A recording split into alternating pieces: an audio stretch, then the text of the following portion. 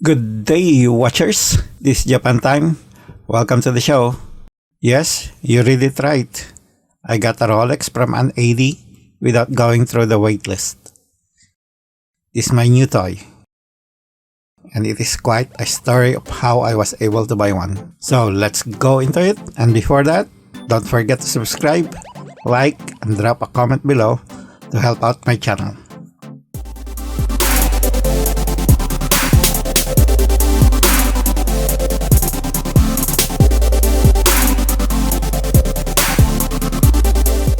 But my schedule changed and I had to rebook my flight and no more flights to Dubai stopover.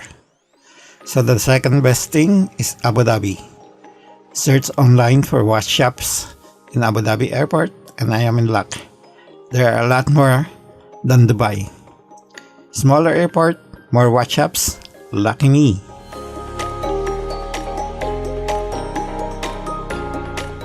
My target watches for this trip are actually the Tissot Powermatic chronograph and the new Omega Speedmaster 57 reissue. Arriving at Abu Dhabi, I went straight for the shops. Unfortunately, Speedmaster 57 is not available, and so is the Tissot Powermatic.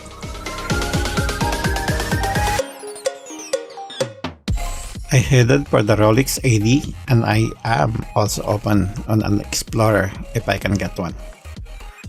They don't have the black one, but they do have the two-tone gold version. Of course, I was told outright that it is not for sale. Imagine that. But they do have a lot of Tudor. One of them is my Grail watch, the BB58. I asked to see it and then I was told that if I buy that, he would also sell me the Explorer. Not surprised at all.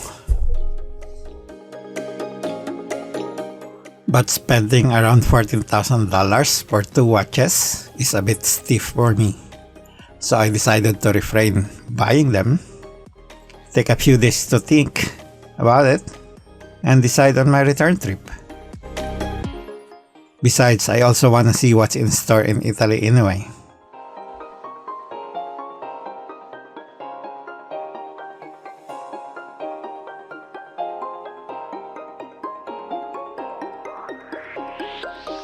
Now this is the funny part. I have seen about 5 Rolex ADs in Bologna, Venice and Rome.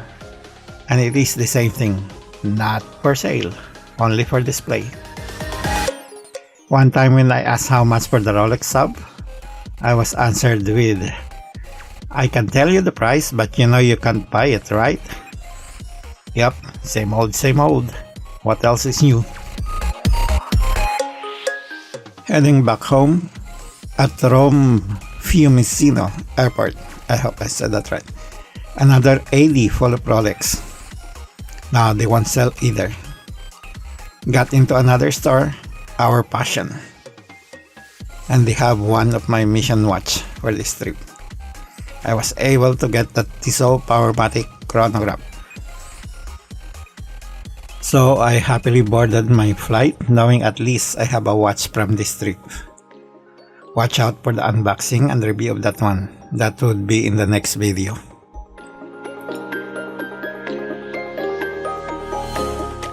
Stopping over at Abu Dhabi, the Rolex Explorer is still there. Although there are only 3 watches left. An Air King with diamonds, a Datejust also full of stones, and the Explorer on display. I asked to look at it, and after a while the guy said that I could buy it if I wanted it. Not the same guy as before. Dang! I was actually considering the Black Bay 58. But hey, this is Rolex, and I could get my name on their database. That even helps. Although it is not the iconic Submariner or the Daytona, it is still a Rolex. So here I am with a Toton Rolex Explorer owner. Here's the thing, I am really not into Rolex. Sorry for those Rolex fanboys out there. I kind of not like the way they make their watches hard to get, even if you have the money. For me, that is something that I would not let myself into. But look what happened.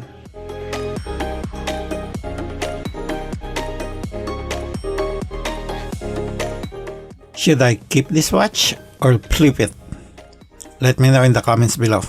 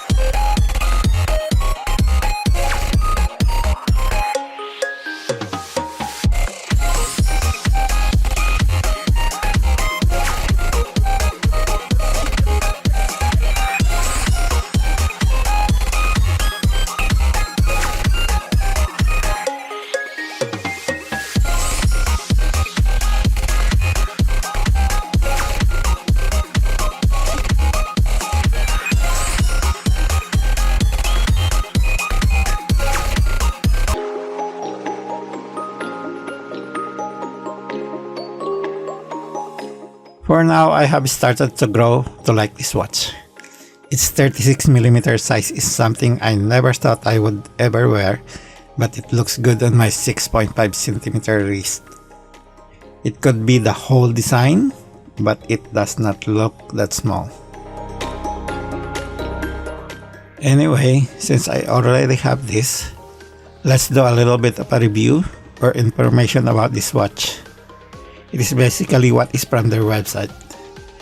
This is the two-tone Explorer with what they call oyster steel and yellow gold they call Rolex Explorer with the reference number 124273. Let's go for the size first, which is surprisingly not too small based on its specs. It is relatively small at 36mm.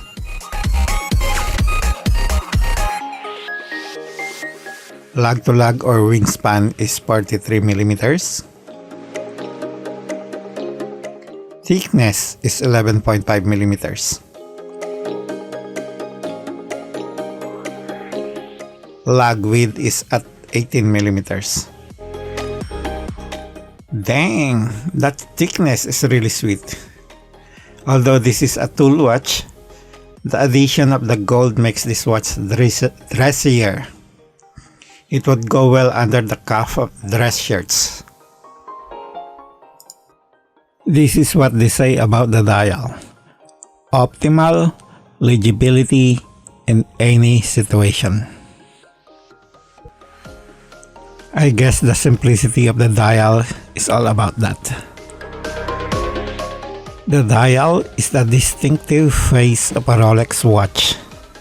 The feature most responsible for its identity and readability.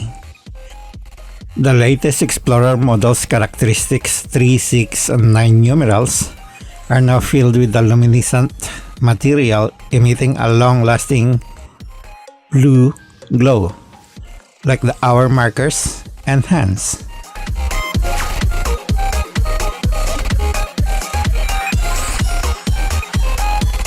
Like all Rolex timepieces, the Explorer's dial is designed and manufactured in-house, largely by hand, to ensure perfection.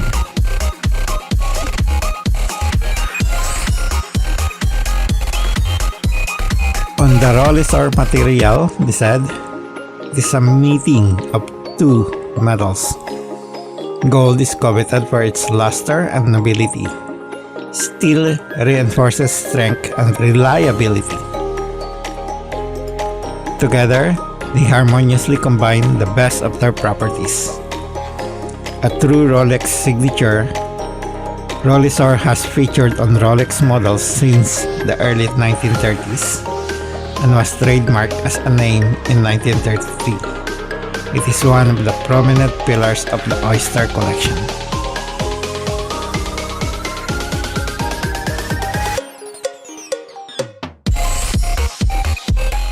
Now on what they call the smooth bezel. The Oyster Perpetual Explorer clean lines have long been established as an icon. The smooth bezel in yellow gold is robust, yet elegant, and in perfect harmony with the Explorer's iconic heritage.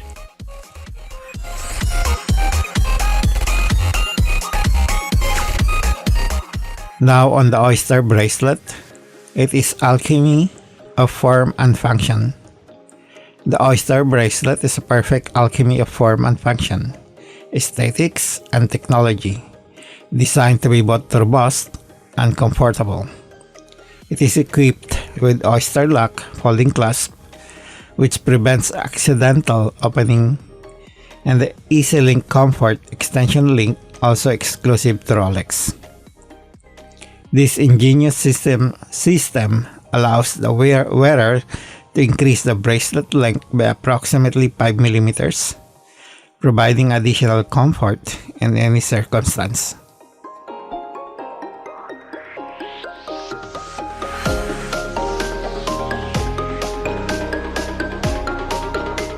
Those are basically what I learned from their product page.